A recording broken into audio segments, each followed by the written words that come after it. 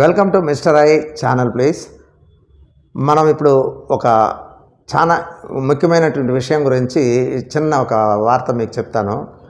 మనం ప్రభుత్వం దగ్గర ఎన్ని రకాలుగా మోసపోతున్నామో, భారతదేశము ఒక స్వతంత్ర ప్రజాస్వామ్య దేశము, భారతదేశ ప్రభుత్వము ఎన్ని రకాలుగా ట్యాక్సులు వసూలు చేస్తుంది ప్రజల దగ్గర అంటే,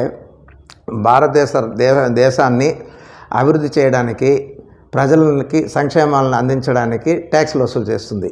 కానీ ఎన్ని రకాలుగా ట్యాక్సులు వసూలు చేస్తుందంటే, ఒకే వస్తువు పైన పేర్లు మార్చి రకరకాల ట్యాక్సులు వసూలు చేస్తుంది.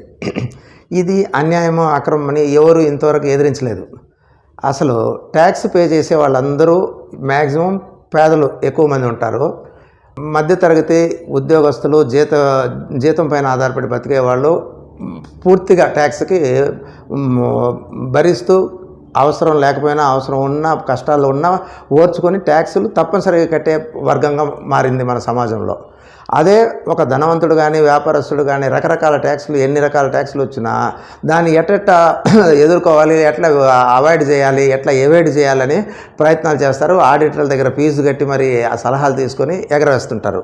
ఇట్లా పన్ను ఎగవేతదారులు ధనవంతులు గత్యంతరం లేకుండా కంపల్సరీగా కట్టే స్థాయిలో మధ్యతరగతి వర్గము మరియు లో క్లాసు పూర్తిగా సతమతమవుతూ ఉంటారు.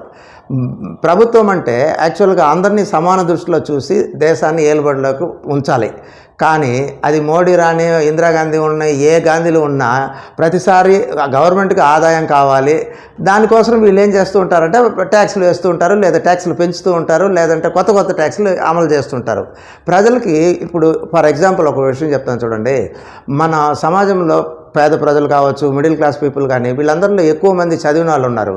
ఇప్పుడు ఈ దశాబ్దంలో అయితే ఇంకా చెప్పాల్సిన పనే లేదు. బీటెక్ దాకా అంటే ప్రొఫెషనల్ డిగ్రీస్ చదివిన వాళ్ళు కూడా ఎక్కువ ఉన్నారు. మా ఆర్డినరీ డిగ్రీస్లో, మామూలు డిగ్రీలు కాకుండా ప్రొఫెషనల్ డిగ్రీల్లో ట్యాక్సేషన్లో సిఏలు కూడా ఎక్కువ మంది పాస్ అవుతూ వస్తున్నారు. కానీ ఎవరు కూడా ప్రభుత్వం చేసే అక్రమమైనటువంటి విషయము, ఇది అన్యాయము, ఇది ఇంత వంచన చేయడం బాగుందా అని ఒక్కరు కూడా క్వశ్చన్ చేయడం లేదు. అది ఏమో ఇంత దౌర్భాగ్య పరిస్థితుల్లో మనం ఉన్నాము.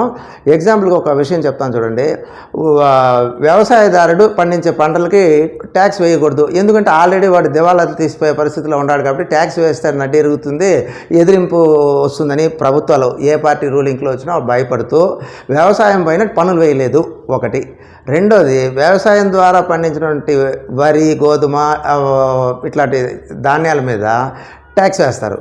దాన్ని మళ్ళీ ప్రాసెస్ చేసి రెడీ టు ఈట్ ఫుడ్గా మారుస్తారు. అంటే వడ్లని బియ్యంగా, గోధుమల్ని పిండిగా చేస్తే దాన్ని మనం వెంటనే వండుకొని తినే స్థాయికి చేరుస్తారు. అది ఒక ప్రాసెస్. ఆ ప్రాసెస్కి ఒక ట్యాక్స్.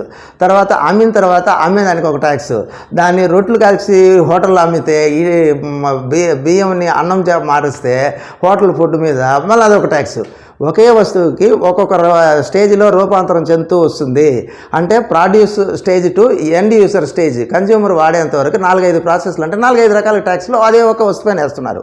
అప్పుడు ట్యాక్స్ ఇన్కమ్ లేనప్పుడు కొన్ని దశాబ్దాల క్రితం అది సమంజసంగా ఉండేదేమో. కానీ ఇప్పుడు రకరకాల పన్నులు, రకరకాల విచ్చలవిడి ఆదాయం ప్రభుత్వాలకు వస్తూ ఉంది. సెంట్రల్ గవర్నమెంట్ కావచ్చు, ఈవెన్ మన రాష్ట్ర ప్రభుత్వమే కాదు కదా, లోకల్ బాడీస్ అంటే మున్సిపాలిటీలు, పంచాయతీలకు కూడా విస్తృతమైన ఆదాయ మార్గాలు వచ్చేసింది. ఇప్పుడు ఇంత ఉండగా ట్యాక్సులు తగ్గించాలి, ట్యాక్స్ భారం నుంచి ప్రజలను హింసించకూడదనే ఉద్దేశంలో ఒక్కరోజు కూడా ఏ నాయకుడు కానీ, ఎవరుగా రూలింగ్ పార్టీ కాదు కదా, అపోజిషన్ పార్టీ లీడర్ కూడా మౌనంగా ఉంటాడు ఈ విషయంలో.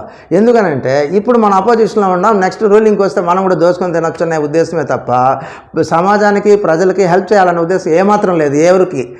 రూలింగ్ పార్టీ కావచ్చు, అపోజిషన్ పార్టీ కావచ్చు, అడ్రస్ లేని పార్టీలు కావచ్చు, ఒక్కరికి కూడా నిజాయితీ లేదు. అందువల్ల ప్రజల్ని రకరకాలుగా ఎంత పన్నులు రాల్చి వసూలు చేసినా, ఎన్ని రకాల పన్నులు వేసినా వసూలు చేయడము అవసరం లేని విచ్చలవిడి ఖర్చులు చేస్తుంది ప్రభుత్వం కూడా. ఇప్పుడు ఒక కుటుంబ యజమాని సరిగా మేనేజ్మెంట్ చేయకపోతే ఆ కుటుంబం ఎట్లా నాశనం అయిపోతుందో, ఆ కుటుంబ సభ్యులందరూ బాధితులు అవుతారో, ఆ విధంగా మన దేశం యొక్క ప్రభుత్వము సరి అయిన మేనేజ్మెంట్, సరి అయిన యాజమాన్య పద్ధతులను అనుసరించడం లేదు. నీతి నిజాయితీ దారి తప్పి వెళ్ళుచున్నది. అందువల్ల మనకి రకరకాల కష్టాలు మనకి తెలియకుండా, అసలు దేనివల్ల మనకి బాధలు వస్తుంది, దేనివల్ల మనకు కష్టాలు వస్తూ ఉంటాయని కూడా తెలియకుండా కష్టాలు పడుతున్నారు భారతీయులు. ఇది ఈవెన్ బ్రిటిష్ వాళ్ళు కూడా ఇంత భయంగా దౌర్భాగ్యంగా ఏలుబడిలో లేకుండా, వాళ్ళు కూడా ఏదో వేరే దేశం నుంచి వచ్చినాము, మన వలస వచ్చినాము, ఎంతవరకు వస్తే ఖనిజాలు తీసుకుపోతామా, రా మెటీరియల్స్ తీసుకుపోతామా, వాళ్ళ దేశాన్ని డెవలప్ చేసుకుంటామని ఒక రేంజ్లో, తక్కువ రేంజ్లో దొంగిలిచ్చినారు బ్రిటిష్ వాళ్ళు కూడా. కానీ మనం ఈరోజు స్వతంత్రం వచ్చి 75 సంవత్సరాలు పూర్తిగా అయినప్పటికి కూడా మన దేశ నాయకులే మనల్ని ఏలుతున్నప్పటికి కూడా మన పైన ఏమాత్రం కనికరం లేకుండా, మన సమాజం పైన ఏమాత్రం మంచి అభిప్రాయం లేకుండా, నీతికి దూరంగా వెళ్తూ రకరకాలుగా గవర్నమెంట్కి ఆదాయ మార్గాలు తీసుకొని అవసరం లేని విషయాల మీద ఖర్చులు పెడుతున్నారు, వేల కోట్లు. చూడండి, ఎక్కడ కానీ రోడ్లు కావాలని అడిగి రోడ్లు వేయలేదని ధర్నాలు చేసి 10 ఏళ్ళంతా గొడవలు పడి రోడ్లు వేసిన రోజులు ఉన్నాయి. ఇప్పుడు ప్రజలు ఎవరు రోడ్డు వేయమని అడగకుండా ఉండే ప్రాంతాలంతా రోడ్లు వేస్తున్నారు. ఎందుకు వేస్తున్నారంటే ప్రజలకి ఒక ట్రాన్స్పోర్ట్ మార్గాన్ని నిర్మించేదానికి రోడ్డు. కానీ ఇప్పుడు కమిషన్ల కోసం సిమెంట్ రోడ్లు వేయడాలు, తార్ రోడ్లు వేయడాలు, నేషనల్ హైవేలు కూడా ఆ కమిషన్ కోసమే ఆశపడి రోడ్లు వేసేంత పరిస్థితి. అంటే ఎందుకు ఇక్కడ రోడ్ వేస్తున్నారు, ఎందుకు ఇక్కడ ల్యాండ్ అక్విజిషన్ చేస్తున్నారు, ఎందుకు వ్యవసాయ భూముల్ని అన్యాయంగా నాన్ అగ్రికల్చర్గా మారుస్తున్నారని అడిగేవాడే లేదు. సమాజం పైన మంచి అవగాహన ఉండేవాళ్ళు కానీ, మేధావులు కానీ స్పందించడం లేదు, ఎదిరించడం లేదు. మనకెందుకులే అని చెప్పి వాళ్ళ వ్యక్తి స్వార్థం పెరిగిపోయి సమాజం కునారెళ్తా ఉందనేది నేను ఇప్పుడు మీకు తెలియజేస్తున్నాను. మరలా ఇంకా ఒక మోసమైన విషయం ఏమంటే, లక్షల్లో కోట్లాది రూపాయలు జీతాలుగా పొందేటువంటి రీసెర్చ్ ప్రొఫెసర్లు చాలామంది ఉన్నారు ఇండియాలో. ఎన్ని యూనివర్సిటీలు ఉండదో పేరుకు ఒక యూనివర్సిటీ పెట్టుకొని, లీడర్ వాళ్ళ కులానికి ఒక యూనివర్సిటీ, మతానికి ఒక యూనివర్సిటీ అని పెట్టుకొని అక్కడ రీసెర్చ్ స్కాలర్స్ ఉంటూ వాళ్ళు ఏ రోజు సమాజాని కోసం ఏ రీసెర్చ్ చేయలేదు, సమాజానికి ఒక అడ్వైస్ కూడా ఇవ్వలేదు, లక్షల జీతాలు తీసుకుని జీర్ణం కాకుండా రకరకాల రోగాలకు గురై నాశనం అవుతున్నారు వాళ్ళు. ఇవన్నీ ప్రజలకి ఎప్పుడు కూడా ప్రజలకు ఉపయోగపడే పని ఒక్కటి కూడా చేయడం లేదు, ఆలోచించడం లేదు. ఇవన్నీ మనం మాట్లాడుకుంటూ పోతే కొన్ని వేల కొద్ది తప్పులు మనకు తెలియకుండానే జరిగిపోతూ ఉంది. ఆ తప్పులంతా మనం భరిస్తూ ఉన్నాం.